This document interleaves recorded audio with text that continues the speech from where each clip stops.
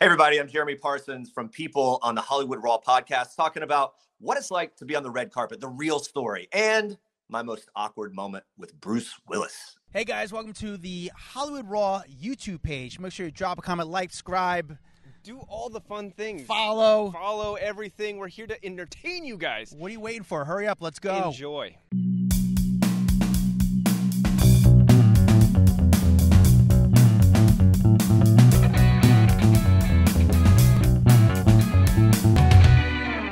Jeremy, it's good to see you, my friend. Thank you for coming on the podcast. Thanks so much for having me. Yeah, you are just the quintessential host. You're just so good. You're like, and I'm not gonna. I hate to sound cliche, but you are Ryan Seacrest because you're so like you don't make it about you. You make it about them, which I think is very good. And you're just like you're solid. Like you bring it, you deliver. Is that something like you just? Like, how does someone become a host? Where you just had that natural personality, or what? How did it work for you? A very poor man's Ryan Seacrest, and that's literally and figuratively, like poor and and poor, right? Just give me a percentage of that Seacrest money. No, you know what? Thank you. That's very nice of you to say that. I have been, college. I did radio stuff, and I've always kind of had a knack for it, I guess. It's the kind of thing, it's so weird. I think you guys know this, you're doing the podcast, you've done a lot of other stuff. It's the kind of thing that it's either you kind of get it or you don't. And I feel like it's the same thing. It's like, if you can sort of hold court at a party with a big group of people, you can probably kind of host a little bit. You know what I mean? I moved to LA right after college, and I bounced around doing stuff and landed in a job in a little startup that allowed me the opportunity to do some interviews and to host a little bit. And the executive producer of that little startup that whole thing came and went like 8 months. And he was like, you know what, I think you could do this. And so he gave me more opportunities. And so, and from there on, I pursued it. And so, yeah, thank you. I love doing it. I think it's comes very naturally. I mean, I just enjoy talking to people. So that's probably it. But how do you wind up at People Magazine? I mean, that's a huge job. That is a very big brand, a recognizable brand, a respected brand. It's not every day that someone get to be a host for People. How did you wind up there? Yeah, it's like, this is a respected brand. What the heck are you doing there? And I get it. I understand. I had the same reaction. I was like, do you have any idea? Like, I don't bring any gravitas to this brand whatsoever. You know what? It's kind of crazy. It's one of those stories where it's from people always ask me, like, how did you advice on, making steps as a host or whatever. This was one of those. I was filling in for Sam Rubin on KTLA in Los Angeles on the morning show there, doing entertainment stuff. I would fill in here and there. And KTLA, all of a sudden, one time, only time they ever did it, sent me anywhere. They sent me to New York to do a bunch of junkets with like NBC shows. So I interviewed Fallon, and I was on the set of Law and Order, stuff like that. While I was there, I just shot my agent an email, which, you know how it is with agents. It's kind of like there's 1,000 asks and things come and go all the time. Just for whatever the reason, they immediately got back and was like, yo, it just turns out People's auditioning for this new digital video show. You should go check it out. I don't, but I had a car. It would have been very easy for me to dismiss that. Dismiss that because I had no idea what it was. But I carved it out of my schedule for the event that I was working. I went and I did it. It went well. And fast forward 3 months later, I moved to New York, and that was 8 years ago. Wow. That's amazing. So it's crazy. Yeah, it was literally one of those, the timing was exactly right. If I hadn't been in New York that weekend, it wouldn't have happened. If I hadn't emailed my agent in the cab just to put it out there and say, yo, I'm in New York, anything, whatever. You know what I mean? It was just a combination of very small little moments that led to that. So how many auditions do you have to go on for People? For this one, it was like 3. I had the initial read, and then they brought me back for maybe one more, and then I did a chemistry test with several other people. It's funny, I came back to do like chemistry tests, and it was like me and then maybe I think 3 other girls at that point. And so I was like, oh, so unless you did this some other time too, I guess I'm the guy, right? And they didn't say that, but it was, there were no other dudes there. It was just me and me reading with other people. So at that point, I guess at the end, they had already decided that I would be the guy. So yeah, it was a whirlwind. Did you have to keep flying back to New York for the chemistry test? I did do that a couple times. Yeah, I came back twice. Wow, that's insane. Yeah. That's pretty cool. It was really cool. And then at that point, I moved my like pregnant wife and 1.5-year-old child and me to Manhattan. Yeah. Which was pure chaos. It was just crazy. I look back on that now, and it's just a blur. And again, I got to mess. The cost of living is so different as well, that you can have a much larger place in LA than you can in New York. You're moving into like a studio apartment with a whole family. Now, Yeah. what was that like? You 100% nailed it. People always ask me that. And as I've done, interviews and stuff in New York over time, actors are usually doing both coasts or whatever. And what do you like better in New York, or what's easier? And I always say that New York, like, welcomes you in with one arm and then beats you into submission with the other. And then eventually you develop a mutual respect for each other. But yeah, LA, you can do it a lot easier. Look, it was from every single thing was a learning experience. How do you go to the grocery store? How do you go to the grocery store with a kid? How do you have a baby? How do you get to the hospital? Guess how? A freaking Uber. When my wife was like, we're having my second kid, it was like, oh, okay, this is happening, we're doing it, and we went to the hospital in an Uber. It's just crazy. It's like very different than what Yeah. And the thing is, this is how I met Jeremy. Dax, you probably don't know the story, but Jeremy, when he was at People Magazine, their first office was like in Midtown New York, and it was like for me, it was like a great spot. It was right between, it was right near Radio City Music Hall. It was right near Sirius Radio, NBC. It's all like kind of in the same area. All the Hearst, like all the magazines are on the same area. So Jeremy started this show, and all the celebrities, I mean, Jeremy was getting huge celebrities to come by his office. And it wasn't like it wasn't like a popular spot. It was an office building. Right. So there's huge celebrities from Drew Barrymore to, I remember, George Foreman, and all these people are coming by his office to do interviews with Jeremy.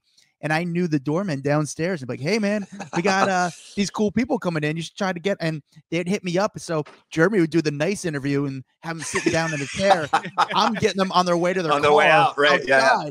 And it was great. It was like a hidden gem for me that I was able to get these same interviews as Jeremy and kind of piggyback off his back. So thank you for that. No, you're welcome. Glad I could help. That is how I remember we would always walk out before or after. My co-host at the time was Abby Crutchfield, a comedian and host in New York, and she knew you, I think, previously. Sure. You were always around, and yeah, it was kind of like it was really funny, the juxtaposition of what they would experience. We had like Jonas Brothers. You name it, everyone would come through. Nick Cannon, I mean, everyone, and actually in the same building, the Clintons had an office. That's right. So they would let me know that the door guys downstairs, and those guys helped me out a ton. I really owe them dinner or something. But the door guys would let me know, like, hey, when Bill Clinton or Hillary Clinton was coming to the building. And the funniest part is, did you ever see Hillary or Bill Clinton in the building at all? I did see Bill Clinton. One time we came out, we went to lunch, we were walking back, and it was the most nonchalant thing. There was all of a sudden a couple security guys, which wasn't unusual. And we looked over, and there's an SUV, door opens, out walks Bill Clinton, walks around to the back, picks up like 2 huge like office file boxes himself, and carries them in. And it was like, Bill Clinton's carrying his files. It was very, and almost like nothing at all. Hardly anyone even reacted. It was, they're there all the time. So I guess it was. It was actually really cool. And the thing is that, like, when you see Bill Clinton was more kind of warm than Hillary, and just maybe because Hillary is a female, I don't know. Bill's he's a president, so he knew what he was doing. So I would know like the door that Bill was going to. It would be like the building would get silent when he would come up, because everyone's like these, there'd usually be like Secret Service kind of waiting for him to arrive. And they're actually very good security. The 3-car entourage would kind of pull up out of nowhere. Bill would kind of walk towards there, and the Secret Service would come up to you and say, hey, don't approach him. He'll probably approach you. And Bill Clinton kind of walk up to you, and he would like, hey, nice to meet you, shake your hand if you want to get a photo with him. But like, they just don't want you to walk towards him. He kind of walks towards you. So if you're in his like line and you're like kind of looking at him, he comes to you and shakes your hand. So you get that moment with Bill and Hillary. So it's kind of it's very cool. You don't get that with Obama. Obama doesn't stop for you. That's not like a red or blue thing. But I think Obama, history has shown Bill Clinton is incredibly approachable. As it turns out. He was Obama, dude. You can't even be on the block. They're like, you can't even be in the city. You have to go to Brooklyn real quick. Obama's going to be walking to the Greenwich Hotel. Sure, It's weird with Obama, but Clinton's always so cool. Let me ask you this. Back to is it the one thing about working for people? It's like Dax said, it's an outlet that it's respected by. It's like, people are excited. They're always going to stop for people, and then you think of the next outlet down is probably maybe Us Weekly, and Us Weekly, they do stop, but there's a little bit of hesitancy because it's like, hey, they've, Us Weekly has done some stories about them that maybe not have been so great, where people has always been kind of very pro celebrity, very fair, maybe a lot about their causes. Have you noticed the reaction from celebrities when it came to People magazine? They're always like, "Oh, People, absolutely," or were they like, "No, I don't want to talk to People"? Yeah, day and night. I've never had an experience where anyone's like, "Nope, I'm not talking to you." If anything, it's exactly what you're saying. It's celebrities will pass up 5 outlets on a carpet to come to People, that kind of thing. And you're right. Like, I mean, before I worked at People, I was at a couple other places, and that was my biggest revelation on day one. It was like, oh wow, people want to come here, right? We're not begging people. People want to be here. They feel like their stories are told in a way that respects who they are. And generally, there's a level, like you're saying, there's a level of, it's a little more upscale in terms of the type of coverage and the ability for, very famous people to tell their stories in ways that that they believe to be more honest and truthful. So I think there's an integrity to it. And then long-lasting, long-lasting relationships. I mean, People has been, and I know I'm like company man right now, but truly, like, I mean, I jumped in and realized, like, wow, the legacy of this brand is huge and goes way, way back to, the biggest stars in the world and the biggest politicians and the biggest players in every kind of sphere will come to People and will respond to questions and really get honest. So that's been, for me, from a career perspective, just really refreshing to be able to kind of break through. Because you know what it's like. You talk to celebrities, and usually it's in promotional windows, and it's still promotional a lot of times for People, but it's hard to get past those top 5 talking points. And so if to be in an environment and with a brand that allows for that is really, really refreshing. Yeah. Yeah, I mean, being at TMZ, everyone would run up to talk to us too. Oh yeah, no, run. Just loved it. You definitely didn't have to chase them down on the street or anything. Just they came right up. Yeah, everyone was just clamoring to come chat with us. They would run. They would so run for me. It was absolutely insane. Oh, that's my funny. God. But I guess you probably still would have people at certain tiers of fame that would run to you, Here's the thing. Which is the interesting thing. At the end of the day, Jeremy, people love publicity. You know what I'm saying? Like, they want the press. They knew where they could get it. And so everyone would still at some point want to talk. So that's what I learned. And even if you piss people off, they'll still come back to talk. Well, they've got something to promote eventually, right? Yeah. 100%. It's so funny. Dax, wait, I'm sorry, Dax. I want to say that in regards to what you just said, but it's funny. I did a setup shot one time with Lonnie Love. I think she's on like one of those shows right now. She's on like The Talk or I love Lonnie. She's awesome. One of those shows. So I did a setup shot with her, and she's like, "Oh, you're at TMZ? Okay, let's do a setup. Okay, but so what I'm going to do is like, so since you're TMZ, I'm supposed to like walk away from you, and you're supposed to keep asking questions." And I'm like, "Sure, let's do it like that." And that was the interview. Like she's like walking away from me, and I'm asking her questions. I'm like, and she's like, at the end, we're like, "Is that good?" And then we walk back into the place together. It's like she's like, "No, don't talk. No. Okay, what was that again?" Yeah. But you know what? That is the way to make things look a little more realistic. At the end of the day, if you're like, I'm going to ask you some questions, but just keep walking. Don't stop, because if you stop, now it's an interview. Now it looks like you want the interview, but if you just keep walking, then it looks like you have places to go, and the cameras are just kind of following you. It's a good tactic. Funny. That is funny. Yeah, no doubt. So Jeremy, listen, being in entertainment news, being a straight guy, how often do you have to convince people that you're straight? Because you're talking to 2 other dudes who are straight that have spent the last decade being like, no, I swear, even though I'm obsessed with entertainment news, right. I'm still married. No, believe it or not. No, you're exactly right. It turns into it's one of the few places, I guess, in the world of whatever. It's just like it's a distinctly kind of rare lane, right? Like oddly, to be a straight guy. No, that has definitely happened many times before. I've had plenty of conversations where with exactly that end of like, wait a second, you're married to a woman? Like, I know. And you like entertainment news? Doesn't compute with me. Right. Wait, you love Housewives? Like the Real Housewives? Like what's up? Like I'm like deep into the world of Bachelor, Bachelorette, or have been over the years, things like that. And I mean, but I mean, I guess it speaks to how broad entertainment news is, right? Like, I mean, everyone has their thing, and I always talk about this with like I'll hang out with my guys or whatever, maybe we're having drinks or whatever we're doing, and different people throughout the years. It's so funny what pops for people, and like I post stuff and I talk to a little bit of everyone, but all of a sudden it would be like a friend that I would have never guessed, a buddy that plays golf a zillion times a year and is like football junkie, blah blah blah blah blah. It will be like, yo, I saw you talk to the Bachelor last week. Like, what did he say about Rachel? Like, was she really like that? Or what? It's like, wait, you? You're asking me that? Like, shocking. But everyone has their thing. Yep. And that speaks to the kind of the broadness of it. And it's what I love so much about it, I think, is that it kind of hits everyone at some moment. Even the most hardened, like, non-entertainment person that rolls their eyes at everything, eventually it's like, whoa, you talked to Gene, you played like paper table football with Gene Simmons, stuff like that. Like, come up. It's so funny.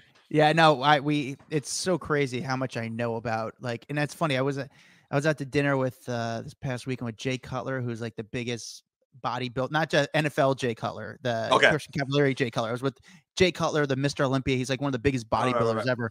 He's like, how do you keep up with all this stuff? Like, do you watch so much? I'm like, honestly, it's just like somehow, I don't know about you guys, but like, it's just useless information that it just sticks in my head. Sure. Like all this Bachelor stuff, like I'm able to recall this stuff. Something about entertainment news is like stuck in my head, and I don't know. I'm like a connoisseur from. I wish I could forget about this stuff, but it's just, I don't know, for some reason it sticks in my head. Maybe it's because the world's so crazy in real life. There's nothing more satisfying than just guilt-free or guilty pleasure escapism, right? It's and high school. It's high school. It really is like high I school. can live at this level, right? Oh man. Speaking of high school, do you still keep in touch with your high school prom date? Oh my gosh! Wow, that's out of nowhere. Let's see. No, I was just kidding. No. But you know what? Actually, we're on Instagram. I mean, I know where she is in life, and she's married, has kids, and yeah. I mean, this was like obviously 1,000 years ago. Yeah. Is she a Bachelor fan? No. Okay. Let me ask you, Jeremy, when you're on a red carpet, we all know, like, I mean, we all know, but I don't know if the audience knows. It's like the red carpet's set up like this. You have the bigger outlets up front. You have the Access Hollywoods, the extras and stuff. And then it goes back as it goes down. Yep. You get to the smaller blogs. I'm usually not even a blog. I'm not the paper on the ground. I'm the last guy like fishing around. Like, I am so like, I'm begging to get on these carpets. They don't want me there. And I'm just like, basically like, you might as well have me on the carpet. I'll be outside annoying you guys. Right. So it's like, then they get me on the red carpet. But for you, where do they put you on the carpet? Depends on the event. Depends on the show. We just did the Screen Actors Guild. Sorry. We just did the SAG Awards last weekend, and we're partnered with the Screen Actors Guild every year. So we were number 2. Wow. That's a good one. Actually, we were number 1, weren't we? We were number 1. And then for Grammys, we were number 2. Because we're doing live shows. So that's I guess awesome. it was technically, so E always has their thing up somewhere, and then it was ET then us for Grammy. It was a really great spot. But it really depends on a lot of different factors, on a lot of premieres.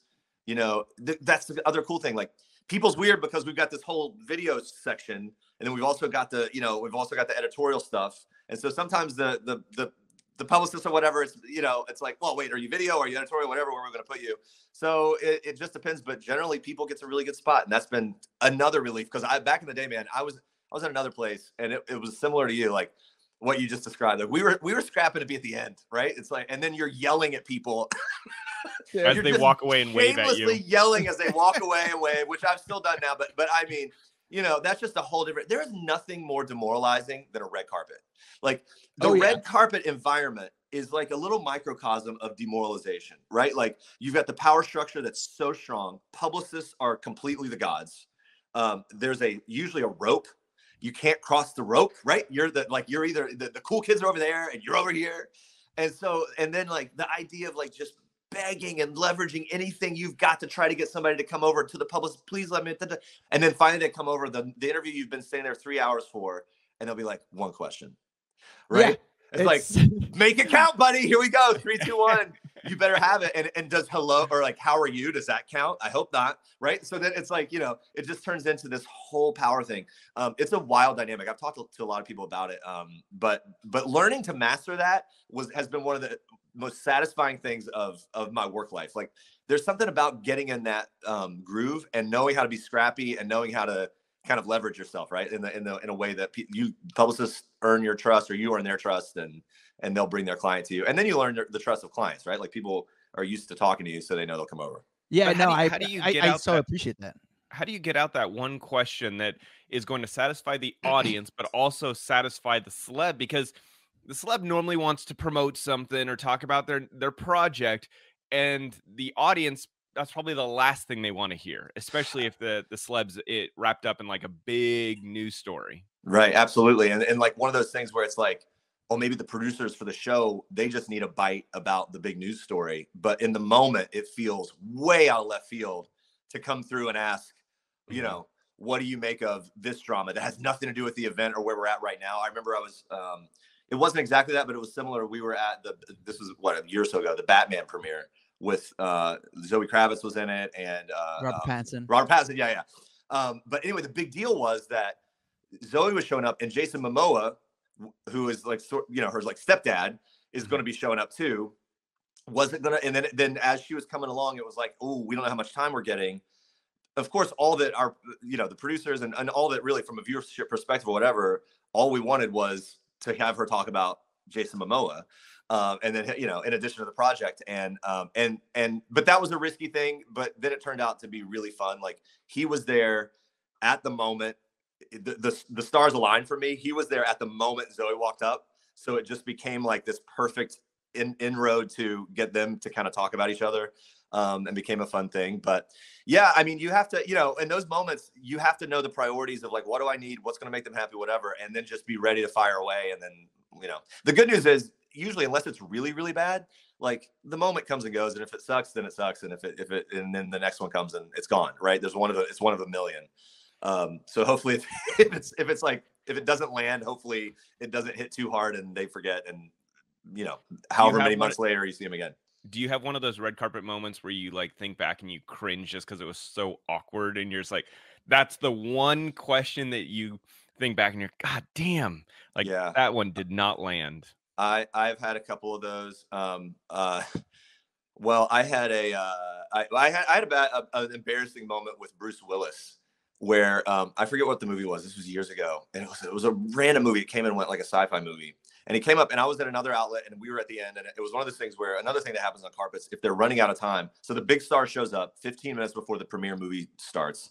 So then all of a sudden, by the time they get through the big outlets, they get down to the end of the carpet. They're like, oh, we've only got 5 minutes. They group you, right? So now you've got 15 microphones, and they're like, what? 2 questions, you know, and like, well, who's going to ask the questions? So everybody's going to yell. So I'm fighting for it. I'm early on. And so Bruce Willis walks over. All the mics go up. I'm vying for a spot. So my mic is like almost touching his lip, right? Like my microphone is so in his face and he stops so someone asks a question. He goes into it. He stops mid question, looks right at me. And he's like, just go ahead. Why don't you just move it a little closer? You might be able to get it like, touch my mouth with the microphone, whatever. He called it.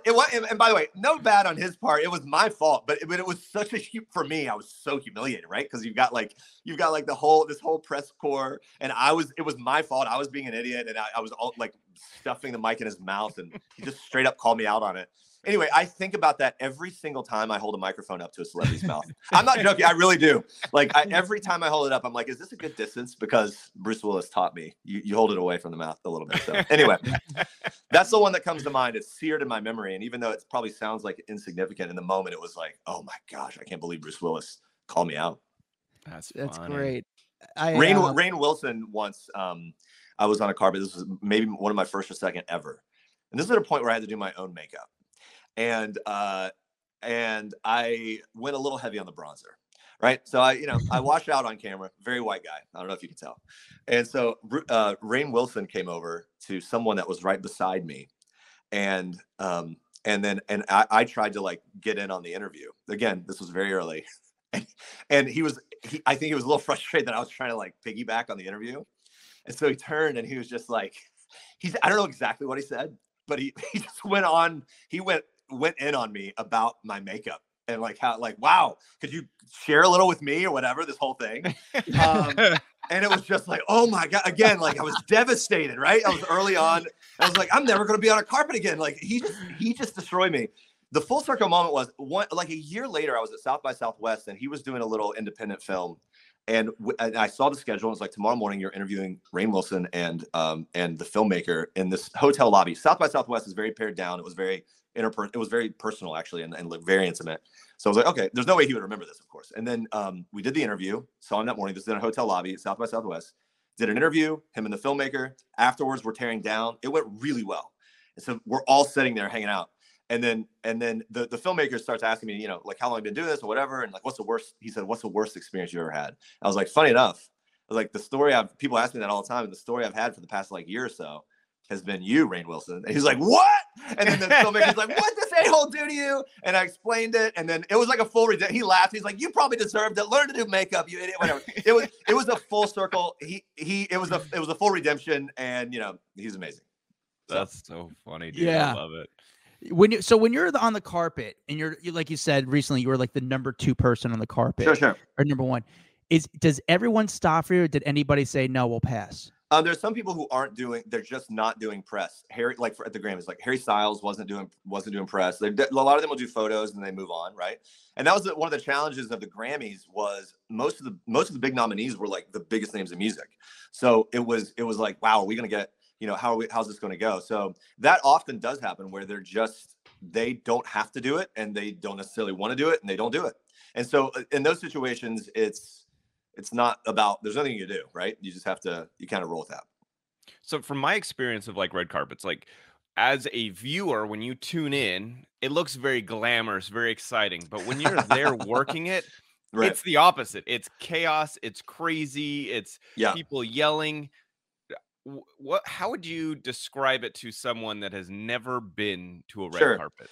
And I will just make the distinction as well that like the demoralizing part that I talked about earlier is not the experience when you're doing like the live red carpet shows that we do at People. That has been a total game changer for me because you're not like alone down the carpet at front, you know, you're with this brand. So you get the acknowledgement.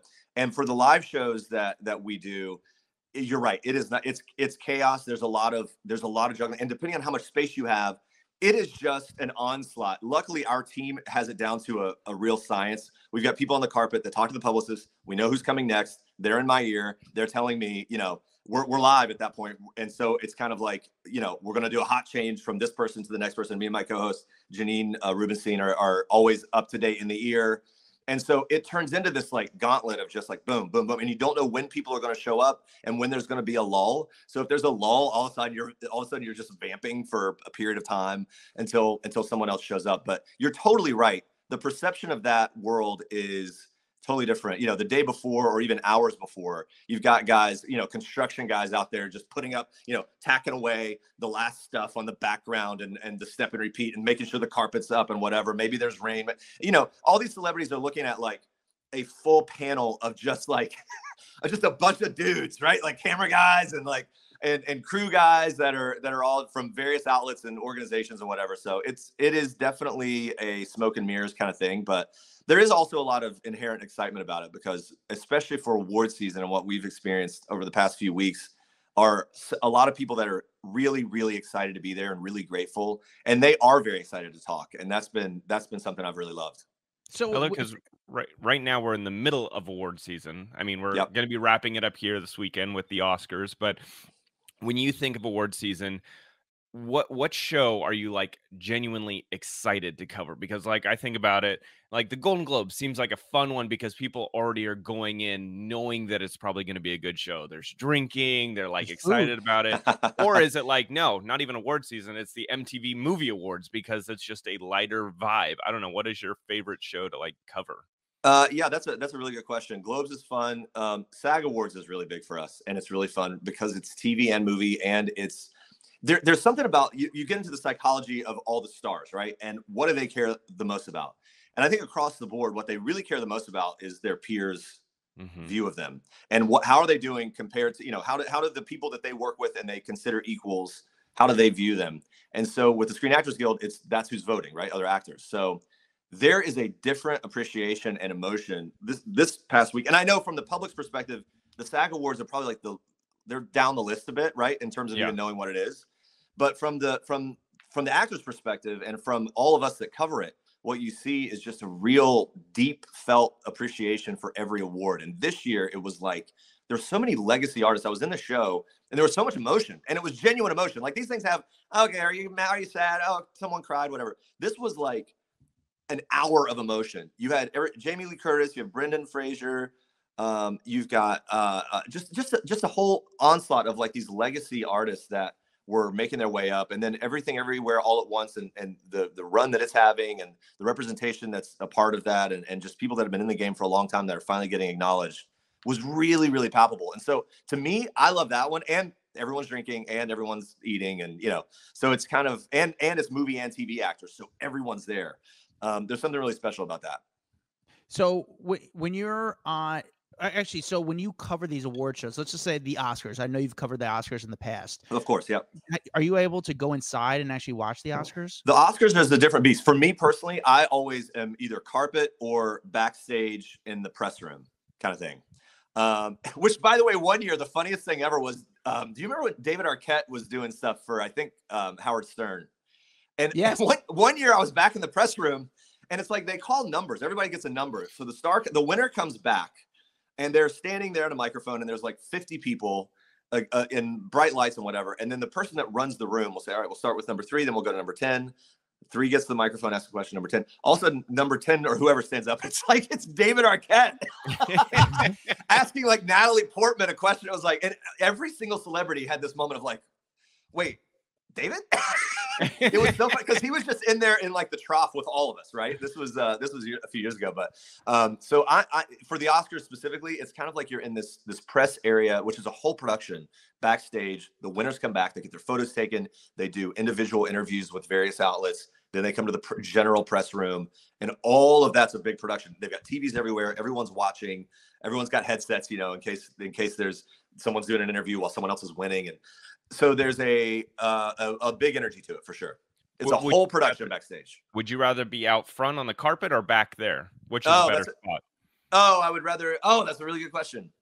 On a good carpet, if everybody's coming over, I would rather be on the carpet. But backstage, I actually think backstage is one of the most unique experiences because you're getting people fresh. I mean, they're steps off the stage, right? Like they just won. So a lot of times they're a little bit more real, right? They're kind of like they're on the high. And there's something special about that, grabbing someone on the high and then realizing you're actually part of the moment with them. It's not your moment at all, but like you can feel the moment, which I know it sounds so cheesy, but really there is something to it.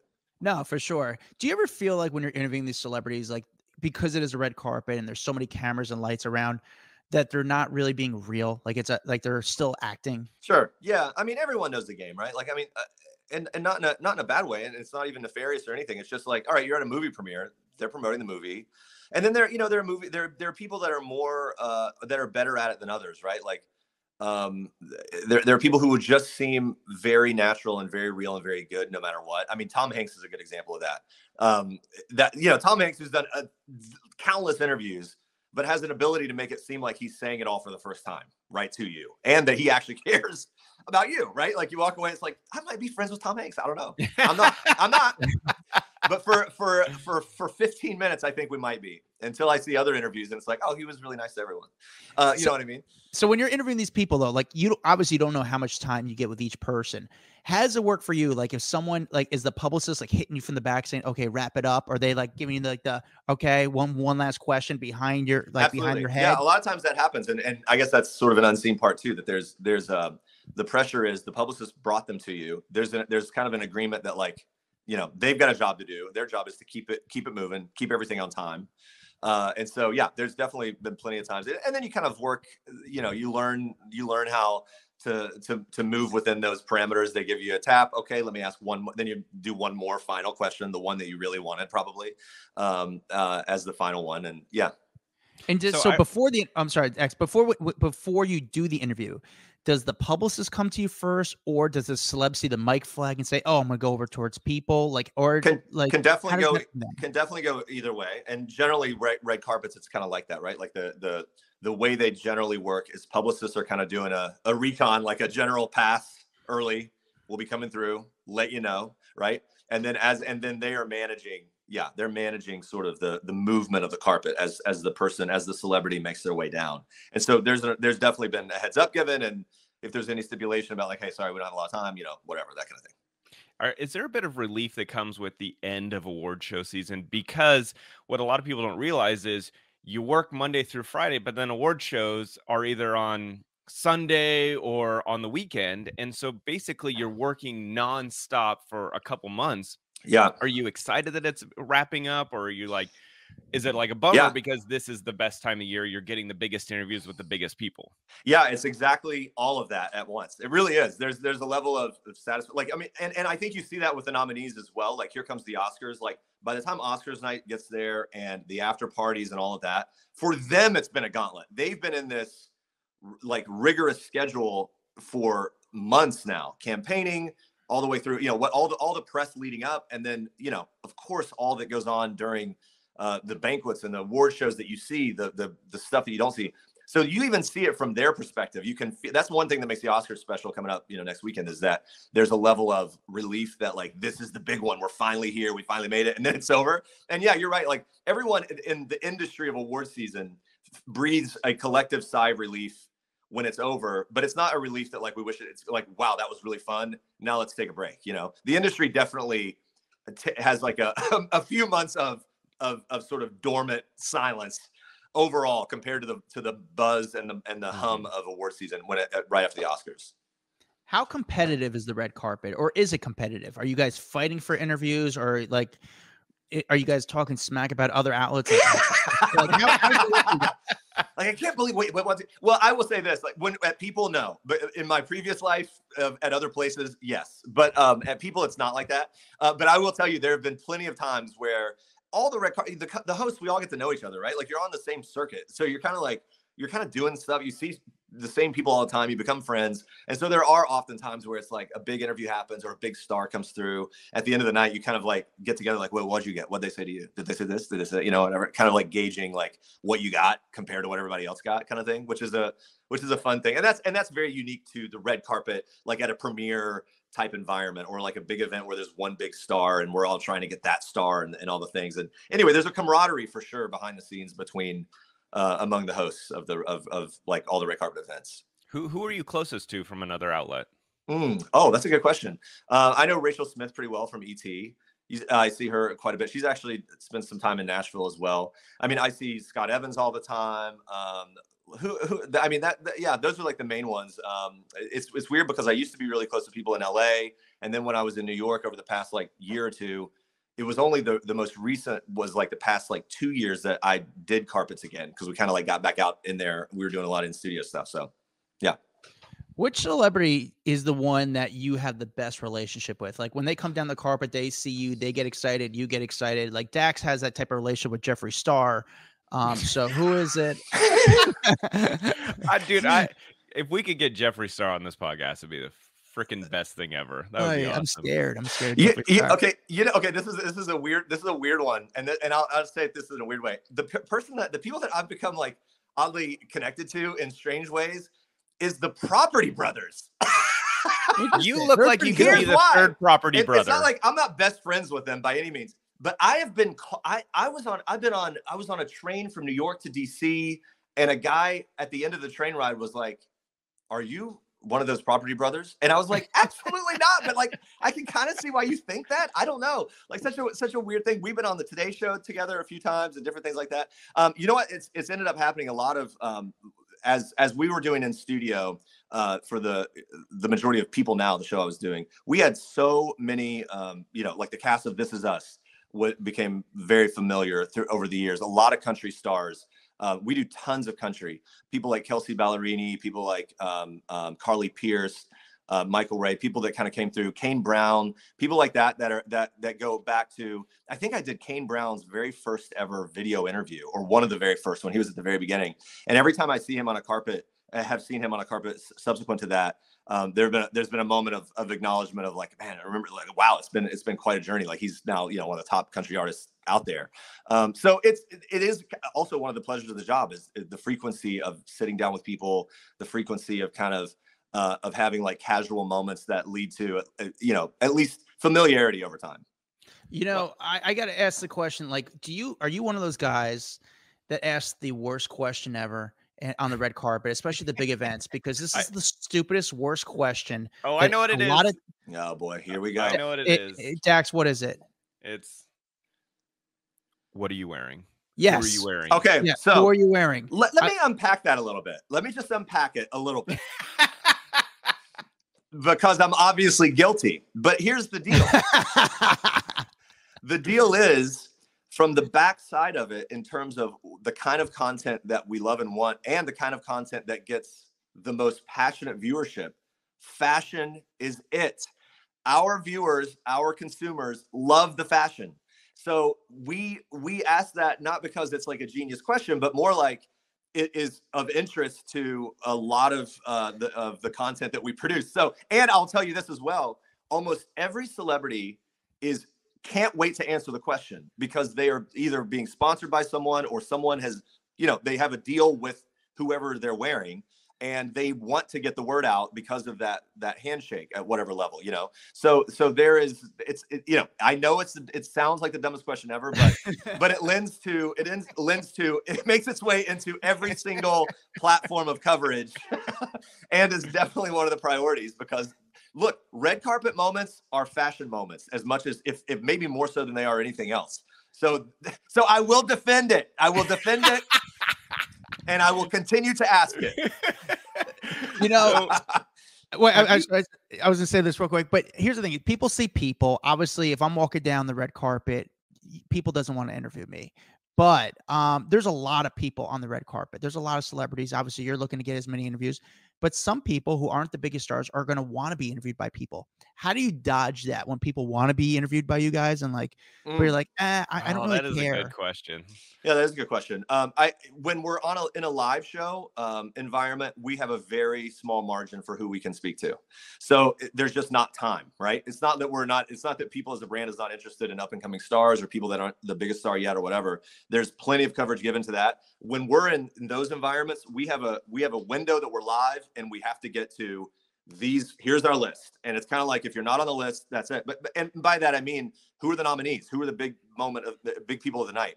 So that becomes a pretty easy thing. And then, as far as management of the live show, we have a full team that's on the carpet that's coordinating, who's coming up next. And there's an effort to, make that flow smoothly.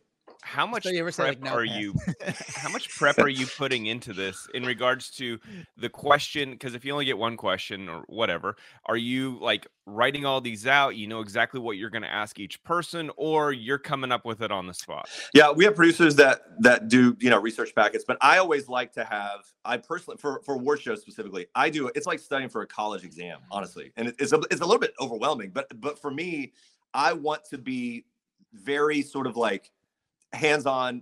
I want to know this stuff myself, not just it's on a piece of paper. So I always also like to have, in addition to okay, you got 4 nominations. This is your first nomination. What would it mean to you? I always like to have one little nugget that is a personal thing. You just got your kitchen renovated, or you just went on you're about to have a baby, or what's dad life like for you? Dad life's a big thing for me. That's what I do now all the time. And the people, as a brand, we love celebrities talking about their kids for obvious reasons. So for me, I always, my biggest deep dive of studying is I'm cramming, looking at Instagrams, looking at whatever I can find that's some personal little tidbit that's beyond the obvious, nominations and blah, blah, blah.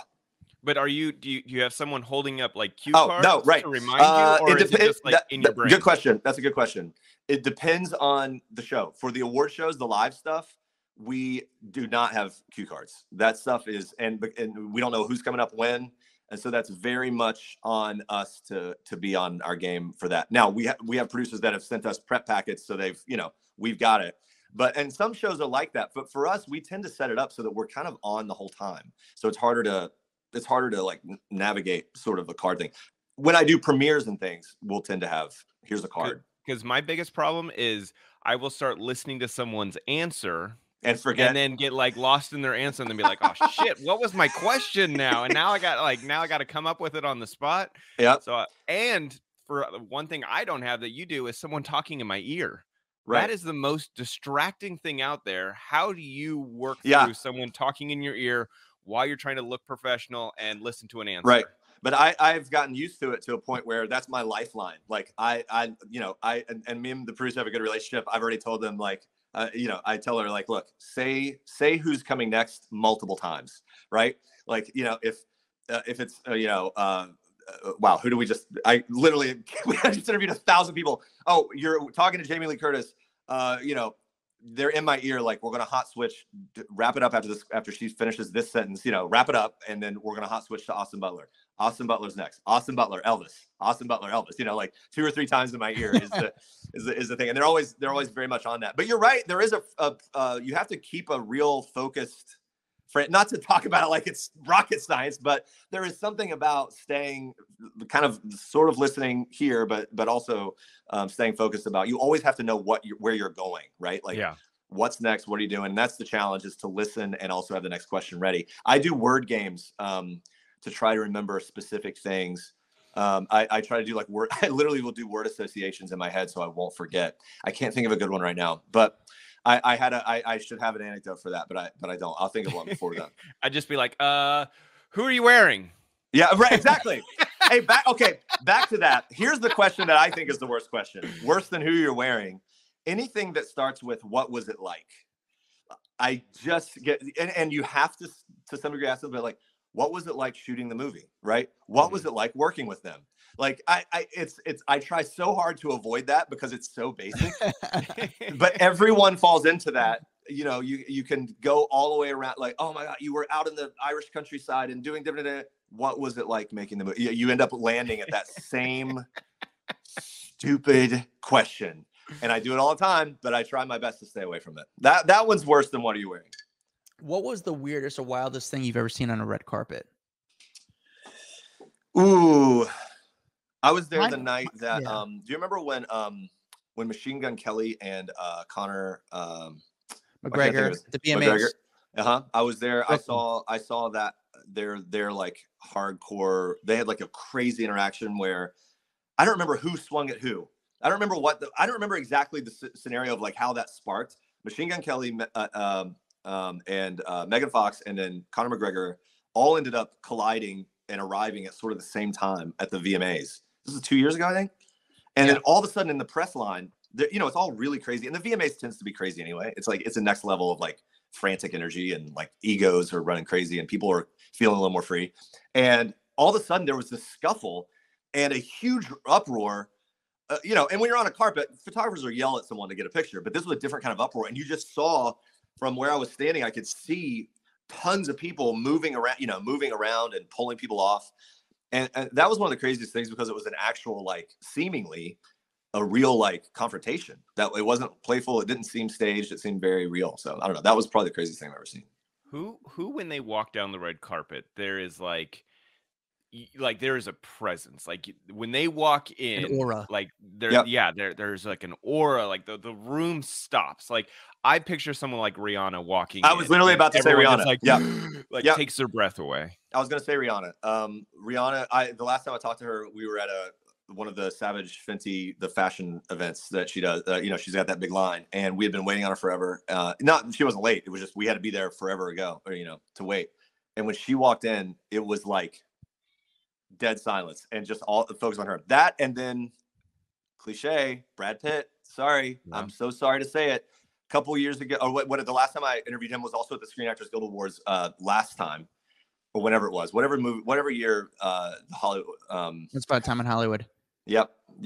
And he came up, we talked to him, and I remember turning around as we were ending the interview. I turned around, and the whole carpet's full of like industry people that are all jaded. They've all seen everything. No one's starstruck. It was a sea of publicists and other nominees all standing right there waiting to look at Brad Pitt. And I was like, they weren't going to yell at him. They were just watching him. So it was like the energy that he commanded. And then as he walked off, and the whole thing just kind of like moved with him, right? People are just like, even other celebrities. He's a movie star. It's like even other celebrities are like, look at Brad Pitt. That was also the year that him and Jennifer Aniston were there not together, but they were there at the same time. Yeah. Kind of encountered each other backstage, which we were there for. We saw that happen, and that was kind of interesting. What are your why Brad Pitt in your opinion? Because no one knows the answer, but why does he kind of, have this energy around him, or why does he kind of bring this type of attention? I think people first of all, he holds a spot as like sort of the sex symbol thing. And I think generationally now, he's been around for decades as this lofted up as this movie star sex symbol kind of thing, but then also I think that people at his level, and Leonardo DiCaprio does a good job of it. I think like Julia Roberts, people like that do a really good job of being they're not just everywhere, you know. They're a little, there's still some mystery, right? You don't hear from them all the time. And there's really, I think a lot of big stars have captured that balance really well. Of they go out and promote when they need to. They do things at important times, but there's a lot of mystery. People don't know what they're doing every day. They're not posting everything all the time. And there's a level of anonymity and mystery surrounding them that I think keeps them keeps interest in them. It's almost it's like they become a figure in our heads, in our imagination of this movie star figure. So to see that person existing in human form right here, it feels like, wow, there he is. He looks just like that. Yeah. So Trevor, we do a little bit of a speed round real quick. Yep. Oh boy. Okay, we do a little speed round. I want to ask you a few quick questions. Dax and I are going back and forth. The first thing that pops in your mind, just kind of tell us what your thoughts are. Ready? Yep. Dax, you want to start? I'll start. You want me? I'll start it. Ready? Nicest celebrity. Tom Hanks. Funniest celebrity. Oh man. Russell Brand. Most handsome. Paul Rudd. How about the prettiest in person? Ooh. Ana de Armas. Okay. Interesting. How about scariest? Bruce Willis. Yeah. Just scary. If you get your microphone too close into his because mouth. the microphone. Right. No. Actually, no, that's not true. The scariest is Tommy Lee Jones. Everyone knows Tommy Lee Jones can be a tough cookie. He can be a tough one. I've sat down with him before, and he commands like an energy, right? He's what is he? I don't know. He's just a very strong character and is known to be a strong character. But I did make him chuckle, so I was proud. I always think it's funny. I'm like, why does he even do press? He clearly hates it. Like, why even set up these reporters for failure when you have him in the room? It's like, yeah, he's got to do it, and it's very clear that he has to. Best after party. Ooh, SAG Awards was just good. I would say Grammys. Okay. What about and why the Grammys? I just want to know. No, the type of music stars know how to have a good time. Like there's just, you know, there's a different vibe with musicians than actors for sure. Okay. I think musicians live in a world of parties, so it's like the after parties end up being, it feels heightened. What is the best perk of working for People Magazine? Seeing movies way before they release. Dope. That's my favorite thing. I love seeing movies right out of the gate. Hardest part of the job. Staying fresh. Right? It can become very the nature of it, just like any job is like, even if you're talking, it's simultaneously, I love that it's different people all the time. That helps me. But at peak time, I'm doing back at, with the day-to-day show, I would do 3 or 4 interviews a day, and it was, it just turns into a real, you're on a treadmill. So done with the rapid fire questions, but I want to know, what's your opinion? What do you think is going to be mentioned about Will Smith at the Oscars? That's a good question. Did you see Chris Rock's thing he just did? He was, I watched finally speaking out and railing on him. Yeah, there's no way it's not going to be mentioned. I'll bet you they want to just move on from it, but Jimmy Kimmel cannot not mention You're right. There's no way it's he won't impossible. Mention it. I suspect he'll mention it right at the top, and it'll never be mentioned again. You know what I mean? Here's the next question. Who presents the award for Best Actor? Because it's always been last year's winner. And now last year's winner is not allowed in the building. So what do? That's a very good question. That's actually a very good question. Do they bring Chris Rock back and have like a real big moment? I mean, the other piece that we've seen with a lot of all the award shows, including the Oscars, is a real hunger for viral moments, right? Mm-hmm. To stay relevant, they're fighting relevance, and the viewership and ratings are always like up in question, and are they up or are they down? So it would be a huge moment that would probably, get play and pick up or whatever if they had Chris Rock do it again. If he's the one that comes in and fills in for Will. Yeesh. I mean, if I were the producers, I think, would you do that? I mean, doesn't that seem like, that seems like a smart move. I've honestly thought it would have been just better if the two, like, Will Bring the and two of them out. Chris just came out on stage and like shook hands and If like there was- ended all of it. That if there would was have been any the best chance, moment. if there was any chance that was going to happen after Chris Rock's stand up, that's absolutely not going to happen. It's gone now. You know how I think Jimmy Kimmel addresses it? I think what he does is he goes on stage, addresses it, makes a joke, then he makes a joke about Peter Dinklage. Then Peter Dinklage comes out in the crowd and punches him in the balls and then runs up. You know? I think that'd be really funny. Oh my God. Actually, that is an incredible bit. And that would be epic. You're exactly right. Like, yeah, who would Kimmel most likely have hit him, right? Like Matt Damon, yeah. Matt Damon, that would be the thing. Like if he had Matt, that would actually be it. If he had Matt Damon in the audience and Matt Damon came up and hit him. But then you go down the road of everyone condoned the violence and all of that, and now you're making light of like that's true. Blah blah blah. So there's sensitivities. Yeah. So it's like, do they pivot toward the sensitivities, or do they pivot toward overall making a joke of what has been made a joke of now a zillion times? So that's a good question. You're right. There's no doubt that's come up, right? Like, and then it turns into how sort of like stiff does the Academy want to be, and how they maintain the bar of the show and the organization. But I do like the Peter Dinklage one. That's really funny. that is actually really funny. Really like someone random. They gotta make fun of some random. Just a random person, and yeah. Well, Jimmy's listening to our podcast today, so we'll give him this bit. He can take it and run with it.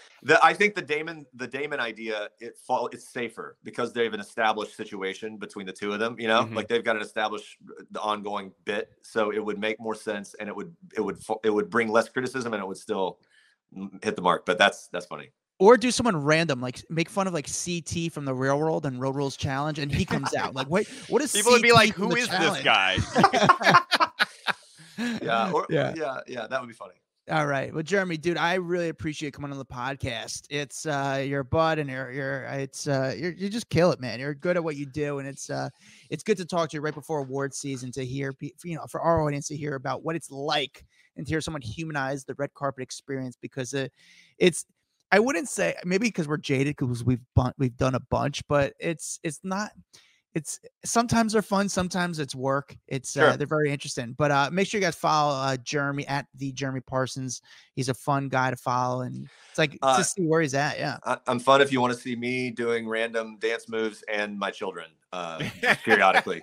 If you want to see Jeremy and his family, definitely go follow him on IG. And then occasionally me with like Megan Fox or something. Hey, thank you guys for having me. I hope this wasn't the most boring thing you've ever done, but I appreciate it. No, this was fun, man. I think the red carpet world is something so foreign to a lot of our listeners, and to hear kind of like what it's like to someone who works on it quite often and gets those questions, and like just the reality of what a red carpet is like, I think it's fascinating. Yeah. Well, I appreciate you guys. Thank you for having me. Thanks, buddy. That was a lot of fun. He was fun, dude. He's got such a good personality that like that was fun to just chat. Like I felt like he's like our buddy, just having a conversation. Yeah, no, that's definitely fun. Hope you guys enjoyed that. I don't know. It's the red carpet is just it's a weird such an experience. It's very weird. It's not all like glamour as a lot of people might think. I mean, I've never covered the Grammys or like the huge award shows like he has. I mean, I've covered maybe the biggest award show I've covered is probably like the VMAs, I think. Okay. I mean, that's just also not that great too, because the VMAs invite so many random people too, where you get like the random losers, and then all the big celebrities like stop before they come to you. Like no one even, I don't know. It's such a big carpet.